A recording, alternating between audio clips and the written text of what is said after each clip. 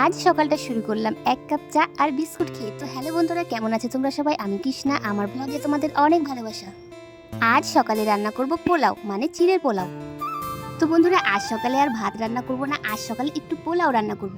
তো বন্ধুরা, এখানে আমি 200 গ্রাম চিড়ে নিয়ে নিয়েছি, আর চিড়েটা একটু ভালো করে ঝেড়ে নেব, তাই এই ঝাঁঝরিটার মধ্যে নিয়ে নিয়েছি।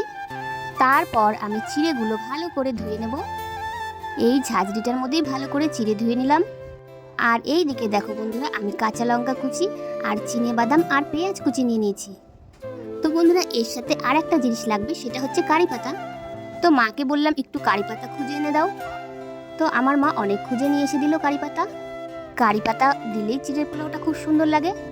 আর এদিকে দেখো, আমি কড়াই একটু তেল দিয়ে দিয়েছি, তেলও গরম হয়ে গেছে। এবার দিয়ে দিলাম সর্ষে আর কারি পাতা। এরপর কারি পাতা আর সর্ষে ভাজা হয়ে গেলে আমি এর মধ্যে দিয়ে দিলাম কুচনো লঙ্কা, পেঁয়াজ আর বাদাম। এবার এগুলো আমি একটু ভালো করে ভেজে নেব। তারপর দিয়ে দিলাম স্বাদ মতো লবণ। তারপর দিয়ে দিলাম 1 চিমটে হলুদ, সুন্দর কালারের জন্য। এইবার আমি একটু ভালো করে নাড়াচাড়া করে নেব। তারপর আগে থেকে ধুয়ে রাখা চিড়েগুলো এর মধ্যে দিয়ে দেব। তো বন্ধুরা, চিড়েগুলো দেওয়া হয়ে গেছে। এইবার আমি ভালো করে নাড়াচাড়া করে নেব। তারপর দিয়ে দিলাম স্বাদ মতো চিনি।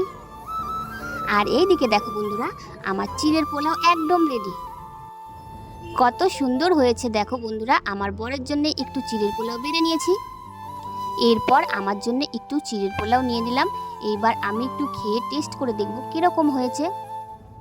তো বন্ধুরা, চিড়ের পোলাওটা খুব গরম ছিল, তাই একটু ফু দিয়ে খেয়ে দেখলাম। খুব সুন্দর হয়েছে এবং টেস্টি হয়েছে। তো বন্ধুরা, সকালে কি রান্না করলাম সেটা তো তোমাদেরকে দেখিয়ে দিলাম। দুপুরে কি রান্না করব চলো বন্ধুরা তোমাদেরকে দেখিয়ে দিই। তো এই প্যাকেটের মধ্যে আছে 2 রকম মাছ। তো কি কি মাছ আছে দেখে নাও তোমরা। এই প্যাকেটের মধ্যে আছে রুই মাছ। তো আজকে রান্না করব রুই মাছের ঝোল। আর একটা প্যাকেটের মধ্যে কি আছে চলো বন্ধুরা তোমাদেরকে দেখিয়ে দিই। আর একটা প্যাকেটের মধ্যে আছে মরলা মাছ। আমি তো ভেবেছিলাম চিংড়ি মাছ আছে, যেহেতু এই এঁচোড়টা আনা হয়েছে তাই ভাবলাম চিংড়ি মাছ দিয়ে রান্না করব, কিন্তু সেটা আর হলো না। তো যাই হোক বন্ধুরা, আজকের ভিডিও তোমাদের কেমন লাগলো?